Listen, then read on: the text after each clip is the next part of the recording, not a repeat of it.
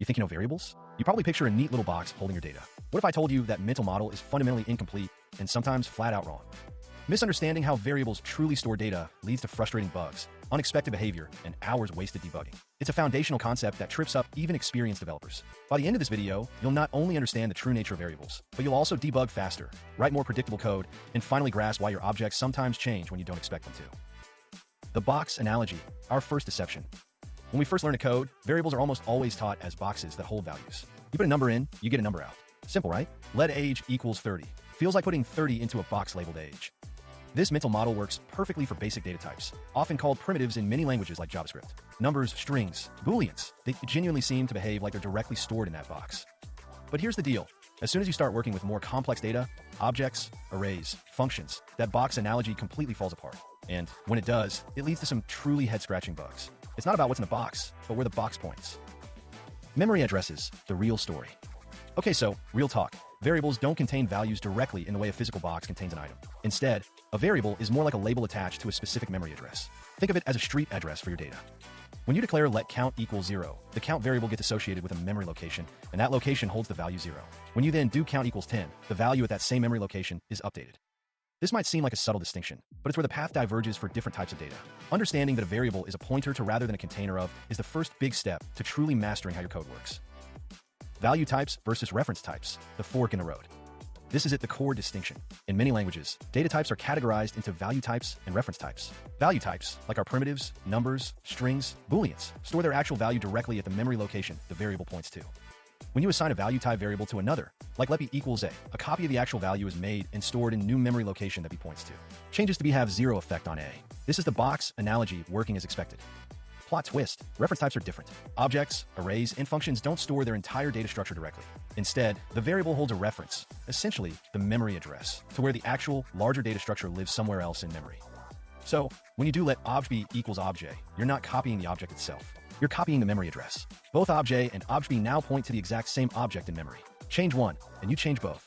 This is the root of so many beginner and even advanced developer headaches. Stack versus heap, where data lives. Okay, so where are these memory locations? Generally, programming languages use two main areas of memory, the stack and the heap. The stack is like a meticulously organized pile of plates. It's fast, efficient, and used for local variables, function calls, and all our value types. Still with me? Good, because what we've covered so far is just the groundwork. The real power comes in applying this knowledge to avoid the most common and frustrating bugs that plague every developer. You're about to level up your debugging skills significantly. Every time a function is called, a stack frame is pushed onto the stack, containing all the local variables for that function. When the function finishes, its frame is popped off, and those variables are gone. It's super predictable, which is why it's so fast. The heap, on the other hand, is a much larger, less organized region. It's where all our reference types, objects, arrays live. Think of it as a vast, dynamic storage area. Allocation and deallocation here are more complex because memory isn't freed in a neat, predictable order. So, when you declare let user equals name, Jane, the user variable itself, which is a value type, holding a memory address, lives on stack. But the actual object name, Jane, lives on the heap, and user simply holds the address of that object. Wild, right? Pointers and references in action. Understanding the stack and heap is crucial for seeing how references actually work. When you pass a value type to a function, a copy of that value is made on the function stack frame. The original variable outside the function remains untouched. Conversely, when you pass a reference type, an object or array, to a function, what's copied is the memory address, not the entire object. Both the original variable and the function's parameter now point to the same object on the heap. This means the function can modify the original object. Honestly, this pass by reference behavior is a double-edged sword. It's incredibly powerful for efficiency, especially with large data structures, because you're not constantly copying huge chunks of memory, but it demands vigilance to avoid unintended side effects. Common pitfalls in the copy conundrum. Since reference types are shared, simply assigning one object to another, obj equals obj, creates a shallow copy of the reference. If you want truly independent copies of objects or arrays, you need to explicitly create them. This is where the copy conundrum begins. For shallow copies, methods like the spread operator or object.assign work great for the top level of an object. But if your object has nested objects, those nested objects are still copied by reference. That's a classic gotcha. For a true, deep copy, where every nested object is also independently copied, you often need more sophisticated approaches. JSON.parse, JSON.stringify, obj, is a common trick, but it has limitations. Libraries like Lodash offer dedicated deep clone functions. This frustrates me because it is a solved problem, but still a common source of bugs.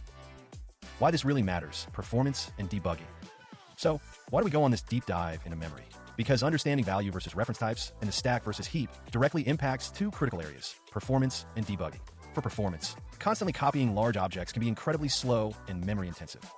Conversely, passing by reference is highly efficient because you're only copying a tiny memory address. However, that efficiency comes at the cost of potential side effects. If a function modifies an object passed by reference, that change persists outside the function, which can lead to hard-to-trace bugs. Knowing exactly what your variables store means you can anticipate these behaviors. You'll know when to use a simple assignment, when to make a shallow copy, and when to bite the bullet and perform a deep copy. This isn't just theory, it's practical knowledge that will make you a better, more confident developer. Let's recap.